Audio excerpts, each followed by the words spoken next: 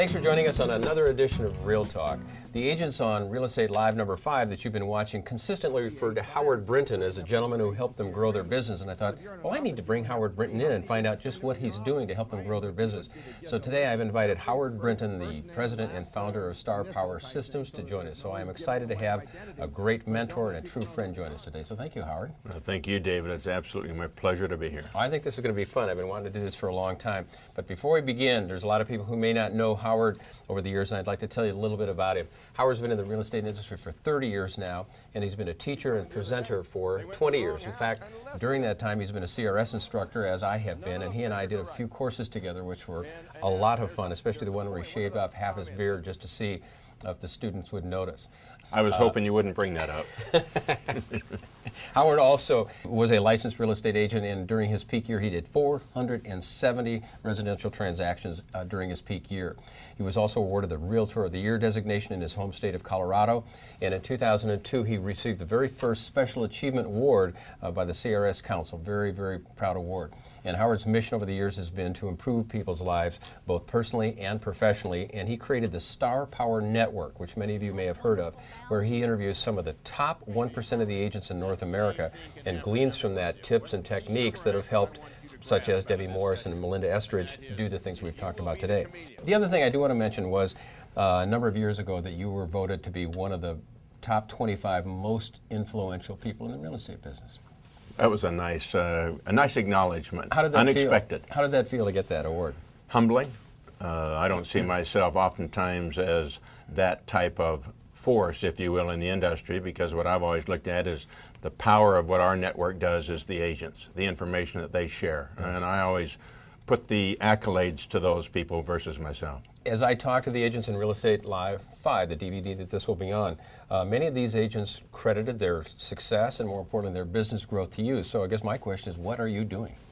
Well, it's really very simple, David. We just do a lot of the best practices of the top agents. I mean, the best practices with regards to the business plans, the best practices on what they do in a listing interview, what they do in the buyer process, what they do in setting up systems, those that evolve to grow their business, eventually move into a team area, an arena, so we provide them tools and methods to survive in that area. We talk to them about time management tips, just all of the facets of running a very successful business in the real estate world. Okay, so instead of focusing maybe on one specific aspect of selling skill or objections, you're taking a look at their entire business. Yeah, it's been interesting because I've found some people like to tell you to go from A, B, C, D, and some people like that. Some of the agents really want to be told what to do.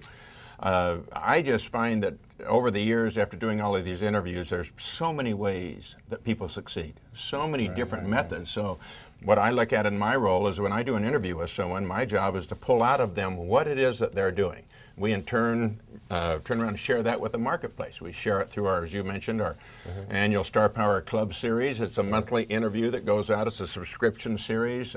We also do an annual conference. We have every year that moves around the country. We have about anywhere from 1,800 to 2,000 attendees at that. We do a university program, which is a very intensive 3-day curriculum with follow-up, and those are taught by the people that I have interviewed. These people like Debbie Morris and Melinda, they come in and share the best practices. Right. Anytime we interview agents and they start mentioning people that have helped them out, whether it's you or the disc or whatever, we say, well, let's get them and have them on the disc so they can pursue that. So that's why I wanted to have you here. I thought it was a perfect time.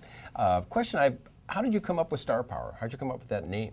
I needed a way to stay in touch with what was going on. And the best way for me to do that was go out and interview people who were on the street selling. Right. And so I ended up calling those people stars.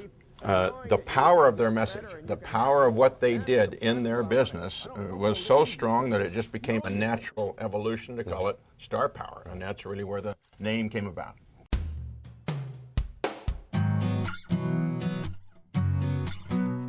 I hear some agents when they hear the word team, they say, I'm never going to have a team, and that might be that resistance that you're talking about. And I'm wondering, maybe a couple of questions. How does an agent without a team compete? Can they do that? And is there a way to grow your business without having a team? If they're not ready yet, there may be some people that just say, oh, I'm not ready. So those are two questions I'd love to hear your answer to. Let's shift it off of team and go to the transaction. what every agent I would suspect wants is they want to have a transaction that's a great experience for everybody concerned. Seller, buyer, themselves, lender. I mean, that's the goal. So let's keep the focus there. If you're operating as an individual agent, and you can only do, again, so much. You can only follow up, and so you can only do so many transactions and still provide high quality service. You can do it, and I find many agents who've been around a long time love operating independently. Many brand new agents can operate independently. It just depends on how far you want to go with your business. So when I start looking at the evolution of teams, and even that agent that's brand new, you ask, how can they compete? Well, when I'm in an interview, if I were a new agent, I would have photographs of the office staff, and that would be my team. I would be bringing a team of maybe 20, 30, 50, 150 agents. Okay. I would have a photograph taken of my lender, me with my lender. One of the top agents I interviewed one time, she ran an ad, surrounded by success, and on this side of her, behind her was a lender. On this side was the title person. Behind her was her fix-it man. So she has a fix-it man, and most every agent's got somebody that they can call in to handle a problem. If they don't, I would recommend they do it. Right. And they start forming a quote-unquote team of experts. So you can go out and you've got a team. Every person has a team. If you've got somebody that's just saying, get in there and go, you know. So that's how I would compete if I'm an individual agent and talk about personalized one-on-one service, and you can get it better from me than you can from anybody else.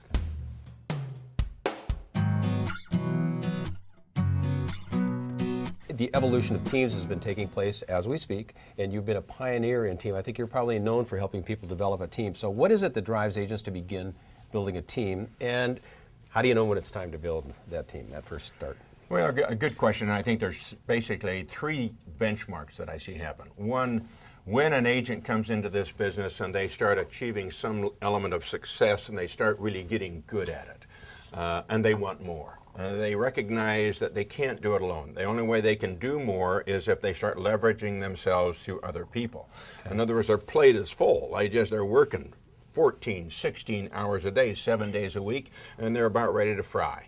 So that's one of the things that drives them. Another element is that agent that really wants to maximize the business side of real estate. In other words, they want to run a business and they want to take it as far as they can, and they want to develop to the point where it will sell. And that becomes something of equity to them. Okay. To do that, you've got to build a business that will operate without you. In order to build a business that will operate without you, you've got to have people that are doing the functions and the tasks, like showing the buyers, getting the listings, sending out the mailers, doing the marketing, doing accounting, all of those elements. If you're a single agent, you're doing every bit of that stuff. Right.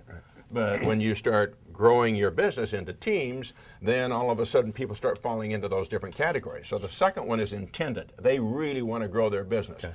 The third one is really where the majority start in with a team, and that is they find out that they've got a propensity for this business. They're good with people. All of a sudden, they start getting more and more transactions.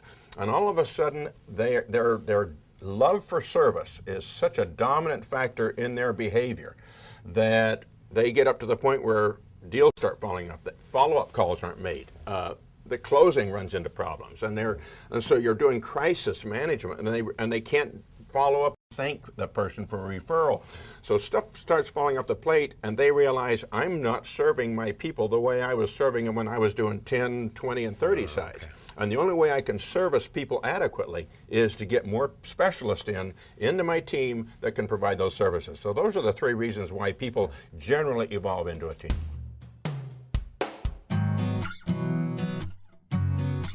Some benchmark numbers that I've seen agents utilize in incorporating a team: 3 million in production. But that again, you know, if you're doing an average of $1 million aside, that's 3 transactions. So I look at it more on transactions, activities, because each transaction requires a certain amount of effort, no matter what the volume is. So I find 30 to 50 sides. That's when stuff starts falling off the plate and you can't keep up with it. But if you're doing 8 to 10 sides, you know, that's 1 a month. That's not too much of a demand. If you're going to go into the marketplace and grow your business, you do need some outside specialists that can come in and help you. And I find that in 30 to 50 to 60 sides, it starts happening. I've seen single agents that'll close 100 sides, but they very seldom have a life. Yeah. Like Debbie said, I wanted my life back. Yeah. I got kids growing up. I want to spend time with those kids. Yeah. And many of us have been around this industry a long time. We've seen families destroyed because one parent is so focused on the business side, they don't get over and do the balance side of their life. And that's what teams give you in many ways, is balance.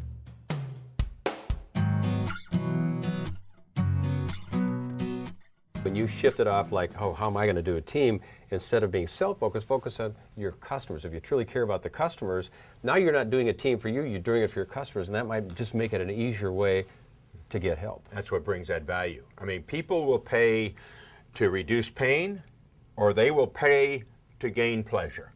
And so when you are giving people a pleasurable experience because of the services that you provide, somebody giving callbacks, somebody following up with them, somebody delivering something to them, making sure the brochure box is full, making sure that they know when the showings are happening and then there's a follow-up on the showing, sending someone over to fix a stuffed up toilet. I mean, all of those elements require time. And if you're going to be a high producer, I equate it back to the heart surgeon. That heart surgeon just wants to be operating on patients. Finish this one, wheel it out, send him into post-op, let specialists handle him there. I'm going to keep operating. I'm going to keep doing my surgery.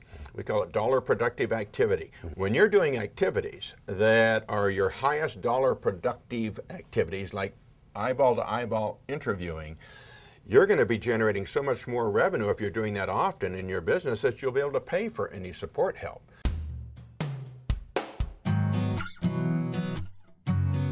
The biggest fear they have is, well, there's two fears. One, how do I afford them? Yep. And then secondly, can I let go? I've been doing this myself, now I'm going to bring in some other person, and can I let them take over? That is one of the major stumbling blocks I find to agents when they start building a team, is they just can't let go. Yeah. And once they reach that point, it's an evolution. Once they reach it, their business oftentimes really takes off. But in reality, if you look at them as a debit rather than as an investment, if you look at somebody as a drain versus I'm going to invest some money in my business and I want a return on that. Now, if you've hired somebody, and I always measure it this way, and I tell people in our university, our team building university, what you want is you want to hire someone that takes stuff off of your plate. If you hire somebody that's adding things to your plate, you've got the wrong person.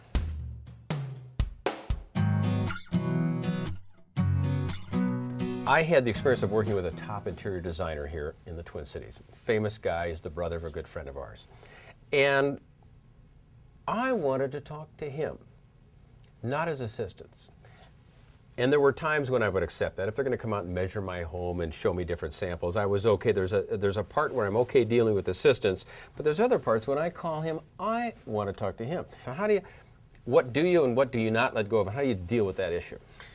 Well, what I look at more than anything is the transition. How am I going to communicate with you and explain to you, here's how we work. Here is the process. So you go from here to here, and that's when I step in. Then from here to here, Beth steps in. From here to here, Rodney comes in. This is their function. They are the best at doing this in the business. When you become convinced that my team in serving you is going to have your best interest at heart and you understand the process, you're comfortable with it. Okay. If you know I'm doing the negotiating and you know I'm stepping in on those high return times. That's what you're hiring me for my best expertise. Right. You're not hiring me to make return phone calls. You're not hiring me to write letters. That's not what you hire me for. You're not hiring me to send out mailers and send out flyers and be there to your every responsive call.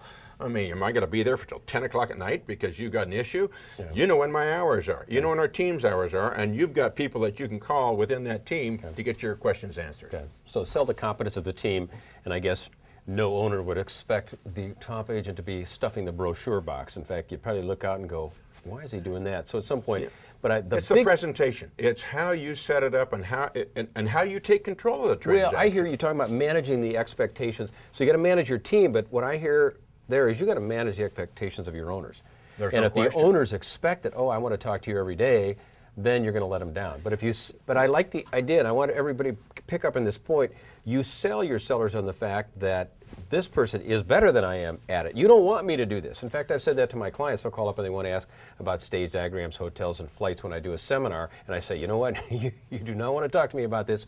You want to talk to Brenda. And over the years, they've learned they call them. In fact, I know this finally worked when somebody called up and they said, you know, is Brenda there? And I said, no, but this is David Knox. May I help you? Oh, hi, David. We're looking forward to having you at our event, you know, next month. Is there anything I can help you with? No, we'll talk to Brenda.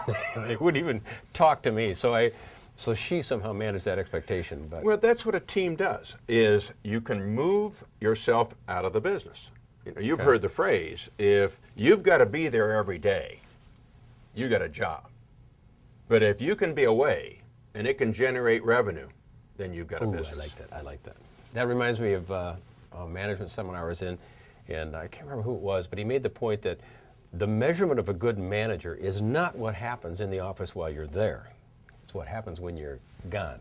That's exactly That's right. the test. If you can Same leave thing. and it still goes well, you're a good manager. So I think that's a very Same important metaphor. point.